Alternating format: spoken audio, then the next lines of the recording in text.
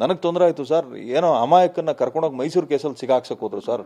ನೀವು ನಂಬ್ತಿರೋ ಇಲ್ಲ ಸರ್, ನಾನು ಮನೆಗೆ ಬಂದೆ, ನನ್ನ ಮಕ್ಕಳು ಕಣ್ಣೀರು ಹಾಕಿ ನನ್ನ ತಪ್ಕೊಂಬಿಟ್ರು ಸರ್. ಇವತ್ತಿಗೂ ನಾನು ಅದನ್ನು ಮರೆಯೋಕ್ಕಾಗಲ್ಲ. ಯಾಕಂದರೆ ನನ್ನ ಮನೆಗೆ ಬಂದು ನನ್ನ ಮಗಳು ಹೆಚ್ಚು ಕಡಿಮೆ 2.5 ವರ್ಷ 3 ವರ್ಷ ವಯಸ್ಸಾಗ ಎಷ್ಟು ನೋವು ಮಾಡಿಕೊಂಡೆ. ಇದ್ಯಾವುದೇ ಅವಶ್ಯಕತೆ, ನಾನು ದುಡ್ಡು ಹಾಕಿ ಯಾವನಿಂದನೂ ನಾನು ಹಂಚ್ಕೊಳ್ಳೋದೇನಿತ್ತು ಸರ್. ಮೈಸೂರು ಸೋಷಲ್ಸ್ ಕ್ಲಬ್ಗೆ ಕರೆದು ಹೆಂಗೆ ಮಾತಾಡೋರು ನನಗೆ ಗೊತ್ತಿದೆ ಸರ್.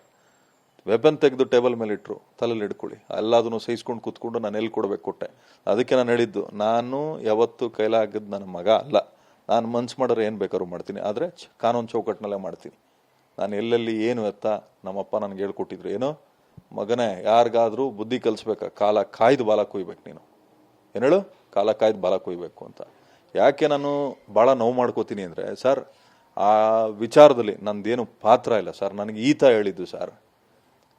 ಹೇಳಿದ್ದು ಸರ್, ನಿರ್ಮಾಪಕರೇ ನನಗೊಂದು ಮೋಸ ಆಗ್ತದೆ ನೋಡಿ ಅಂತ ಹೇಳ್ಬಿಟ್ಟು ಸರ್. ನಾನು ಇವತ್ತಿಗೂ ಯಾವ ದೇವಸ್ಥಾನದಲ್ಲಿ ಎಲ್ಲಿ ಬೇಕೋ ಬಂದು ಪ್ರಮಾಣ ಮಾಡ್ತೀನಿ ನನ್ನ ಆ ಕೇಸಲ್ಲಿ.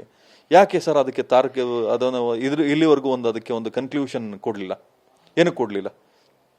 ಅವತ್ತು ಒಬ್ಬರು ನಿರ್ಮಾಪಕರು ಒಂದು ಪತ್ರಿಕಾ ಮಾಧ್ಯಮದವ್ರ ಹತ್ರ ಒಂದು ಮಾತು ಹೇಳ್ತಾರೆ.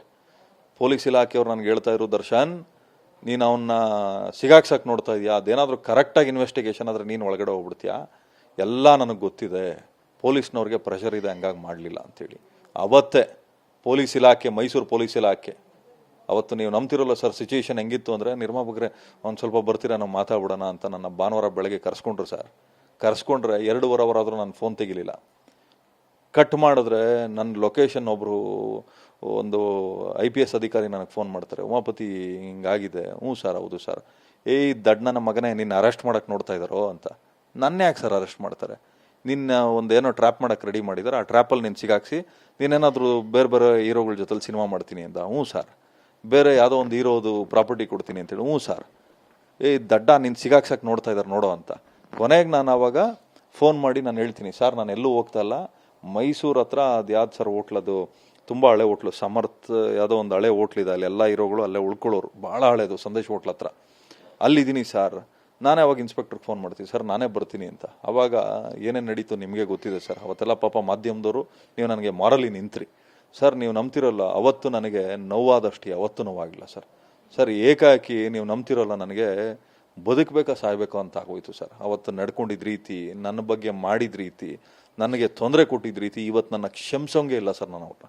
ಆದರೂ ಕೂಡ ಎಲ್ಲ ಸಹಿಸ್ಕೊಂಡು ಹಾಕಿದ್ದೀನಿ ಹೇಳಿ ಅಂತ. ಭೂಮಿ ತಾಯಿ ತಡ್ಕೊಂಡಿರೋದಕ್ಕೆ ಇವತ್ತೆಲ್ಲ ನಾವು ಜೀವಂತವಾಗಿದ್ದೀವಿ. ಮತ್ತು ಗಂಗೆ ಮಳೆ ಉಯ್ಲಿಲ್ಲ ಅಂದರೆ ನಾವು ನೀವು ಬದುಕಿರ್ತೀವ ಸರ್. ಹಂಗೆ ತಾಳ್ಮೆ ಅನ್ನೋದು ಪ್ರತಿಯೊಬ್ಬರಿಗೂ ಇರಬೇಕಾಗ್ತದೆ. ಆ ತಾಳ್ಮೆ ಅನ್ನೋದಿದ್ದಾಗ ಇವತ್ತು ಅವ್ರ ಕೈಯಾರೆ ಅವ್ರು ತಿನ್ನೋ ಅನ್ನಕ್ಕೆ ಮಣ್ಣು ಹಾಕ್ಕೊಂಡು, ಅವ್ರ ಗುಂಡಿ ಅವ್ರು ತೋಡ್ಕೊಂಡು ಮಣ್ಣು ಹೋದ್ರಲ್ವ. ನಾನು ಹೇಳೋದಿಷ್ಟೇ, ಯಾವತ್ತೂ ಅಷ್ಟೇ ಒಂದು ಅರ್ಥ ಮಾಡ್ಕೊಳ್ಳಿ, ತೊಂದರೆಗಳು ಬಂದಾಗ ಧೈರ್ಯವಾಗಿ ನಿಲ್ಲಬೇಕು. ಅವತ್ತು ನಮ್ಮ ಅಣ್ಣ ನನ್ನ ಜೊತೆಲಿ ನಿಂತರು, ದೀಪಣ್ಣ ನನ್ನ ಜೊತೆಲಿ ನಿಂತು, ನನ್ನ ಕುಟುಂಬ ನನ್ನ ಜೊತೆಲಿ ನಿಂತು, ತಲೆ ಕೆಡಿಸ್ಕೊಂಬಿಡ ಸುಮ್ಮನೆ, ಏನೋ ಮಾಡಿದ್ಯಾ ನೀನು, ಎಲ್ಲ ನನಗೆ ಗೊತ್ತಿದೆ ಸರ್. ಅವತ್ತು ನನ್ನ ಹೆಂಡ್ತಿ, ನಾನು ವಾಕಿಂಗ್ ಮಾಡ್ಬೇಕಾರಲ್ಲ, ನನ್ನ ಹೆಂಡ್ತಿ ನನಗೆ ಹೇಳೋದು, ಬೇಕೆಂದ್ರೆ ನಿಮ್ಗೆ ಯಾರಿಗೋ ಸಹಾಯ ಮಾಡೋಕೆ ಹೋಗ್ತೀರಾ, ಈತನ ಕಾಂಟ್ಯಾಕ್ಟ್ ಇದೆಲ್ಲ ಈತನೇ ಮಾಡ್ಬೋದಲ್ಲ ಅಂತ. ಕೊನೆಗೆ ಎಲ್ಲ ತೆಗೆದು ನನ್ನ ಮೇಲೆ ತಾಕ್ಬಿಟ್ಟು ನನ್ನ ಎಷ್ಟು ಕೆಟ್ಟ ರೀತಿಯಲ್ಲಿ ಪೋಟ್ರೆ ಮಾಡಿದ್ರು ಸರ್. ಎಷ್ಟು ನೊಂದಿದ್ದೀನಿ ನನಗೆ ಗೊತ್ತು ಸರ್. ಸರ್ ಅಂದ್ರೆ ಈಗ ನೀವು ಬೇರೆ ಹೀರೋಗೆ ಸಿನಿಮಾ ಮಾಡ್ತೀರಿ ಅನ್ನೋಂಥ ಒಂದೇ ಕಾರಣಕ್ಕೆ ನಿಮ್ಮನ್ನ ಈ ರೀತಿ ಸಿಲುಕಿಸುವಂತ ಪ್ರಯತ್ನ ಆಯ್ತಾ? ಮತ್ತೆ ಒಂದು ಮಾತು ಹೇಳಿದ್ರಿ ಸರ್, ಮೈಸೂರಿನ ಒಂದು ಹೋಟೆಲಲ್ಲಿ ವೆಪನ್ಸ್ ಎಲ್ಲ ತೆಗೆದಿಟ್ಟು ನಿಮ್ಮನ್ನ ಹೆದರ್ಸುವಂತ ಕೆಲಸ ಕೂಡ ಆಗಿತ್ತು ಅನ್ನೋಂಥದ್ದು. ಅದು ಏನು ಘಟನೆ ಸರ್ ಅಂತ ಇಲ್ಲಿ ತನಕ ಬಹುತೇಕ ನೀವು ಮಾತಾಡಲಿಲ್ಲ ಅನ್ಸುತ್ತೆ ಸರ್. ಈಗ ಅಲ್ಲಿ ಹೋದ್ವಿ, ನಾನು ಕರೆಸಿದ್ರು, ಬನ್ನಿ ಇಲ್ಲಿ ಮಾತಾಡಿ ಮುಗಿಸ್ಬಿಡೋಣ. ಬೆಳಗ್ಗೆ ಹಂಗೆ ಅಮರ್ಸಿದ್ರು, ಸಾಯಂಕಾಲನೂ ಹಂಗೆ. ನಾನು ಅವತ್ತು ಧೈರ್ಯವಾಗಿ ಹೇಳಿದೆ, ನಿನ್ನ ಕೈಲಿ ಏನು ಕಿತ್ತು ಗುಡ್ಡೆ ಹಾಕೊಳಕ್ಕಾಗೋದು ಗುಡ್ಡೆ ಹಾಕೋ, ನಾನು ಗುಡ್ಡೆ ಹಾಕೊಳ್ಳೋದು ಗೊತ್ತಿದೆ. ಯಾಕಂದರೆ ಜೊತೆಲಿದ್ದವ್ರು ಇವತ್ತಿಗೂ ಹೊರಗಡೆ ಇದ್ದಾರೆ. ಅವತ್ತು ಆ ಸೀನಲ್ಲಿ ಒಂದು 15-20 ಜನ ಇರ್ತಾರೆ. ನಾನು ಅವತ್ತು ಧೈರ್ಯವಾಗೇ ಮಾತಾಡ್ತೀನಿ, ನಾನು ಕೇರ್ ಮಾಡೋಕ್ಕಲ್ಲ. ಬಟ್ ನಾನು ಹೇಳ್ತೀನಿ, ಒಂದು ಅರ್ಥ ಮಾಡ್ಕೊಳ್ಳಿ, ನಾನು ಏನು ನೋವು ತಿಂದಿದ್ದೀನಿ, ನಾನೇನು ಕಣ್ಣೀರು ಹಾಕಿದ್ದೀನಿ, ಒಂದು ದಿವಸ ಅದಕ್ಕೆಲ್ಲ ಉತ್ತರ ಕಟ್ಟಬೇಕಾಗ್ತದೆ. ನೀವು ಯಾವತ್ತೂ ಅಷ್ಟೇ ಸರ್, ನನಗೆ ಒಂದು ಡೇಟ್ ಹೊಡೆದ್ಬಿಡ್ಲಿ ಸರ್, ಸಹಿಸ್ಕೋತೀನಿ. ಬಟ್ ಸುಳ್ಳು ಆರೋಪ ಮಾಡೋದಿದೆಯಲ್ಲ ಸರ್, ಅವತ್ತು ನಾನು ಬದುಕಿದ್ದು ಹೆಚ್ಚು ಸರ್. ಯಾಕಂದರೆ ನನ್ನ ಕರೆದು ನಂಬಿಸಿ ಕತ್ಕುಯ್ಯೋ ಅಂತ ಕೆಲಸ ಮಾಡಿದ್ರಲ್ಲ, ಇವತ್ತೇನಾಯ್ತು ಸರ್? ಯಾರಿದ್ರು ಸರ್ ಅವತ್ತೆಲ್ಲ? ಇದೇ ಗ್ಯಾಂಗ್ ಇತ್ತಾ? ಬೇರೆ ಇತ್ತು, ಬೇರೆ ಗ್ಯಾಂಗ್ಗಳಿತ್ತು. ಅದರಲ್ಲಿ ಇದ್ದವನು ಅಂದರೆ ಅವ್ನು ನಾಗ ಇದ್ದ, ಲಕ್ಷ್ಮಣ್ ಇದ್ದ, ಇನ್ನೆಲ್ಲ ಬೇರೆಯವ್ರು ಇದ್ರು ಸರ್. ಇರಲಿ, ಅವರೆಲ್ಲ ಪಾಪ ಮೀಟ್ ಆಗಿ ಕ್ಷಮಾಪಣೆ ಕೇಳಿದ್ರು. ಇಲ್ಲ ಸರ್, ನಮ್ದು ಅವತ್ತು ಸಂದರ್ಭ ಹೆಂಗಿತ್ತು ಅಂದರೆ ಇವ್ರನ್ನ ನಾವು ಬಿಟ್ಕೊಡೋಂಗೂ ಇರಲಿಲ್ಲ, ಕ್ಷಮಿಸಿ ಸರ್, ತಪ್ಪಾಗಿದೆ, ಅವತ್ತು ಆಗಬಾರ್ದಾಗಿತ್ತು, ಅವತ್ತು ಏನೇನೋ ಬೇರೆನೋ ನಡೀತು, ಕ್ಷಮಿಸಿ ಅಂತಲೂ ಹೇಳಿದ್ರು ಸರ್. ನಾನು ಹೇಳೋದಿಷ್ಟೇ, ಈ ದರ್ಪ ಈ ದೌರ್ಜನ್ಯಗಳು ನಾನು ಎಷ್ಟೋ ನೋಡ್ಬಿಟ್ಟಿದ್ದೀನಿ ಸರ್. ನಾನು ವಯಸ್ಸಿಗೂ ಮೀರಿದ ತೊಂದರೆನೂ ನೋಡಿದ್ದೀನಿ, ವಯಸ್ಸಿಗೂ ಮೀರಿದ್ದು ಸಕ್ಸಸ್ಸು ನೋಡಿದ್ದೀನಿ, ವಯಸ್ಸಿಗೂ ಮೀರಿದ್ದು ಪಾಠನೂ ಕಲ್ತಿದ್ದೀನಿ ಸರ್. ನನಗೆ ಇವಾಗ ರಿಯಲೈಸ್ ಆಗಿರೋದೇನು ಗೊತ್ತಾ ಸರ್, ಅಯ್ಯೋ ನಾವು ಯಾರ ಮೇಲೂ ಚಾಲೆಂಜ್ ಮಾಡೋಕ್ಕೆ ಹೋಗ್ಬಾರ್ದು.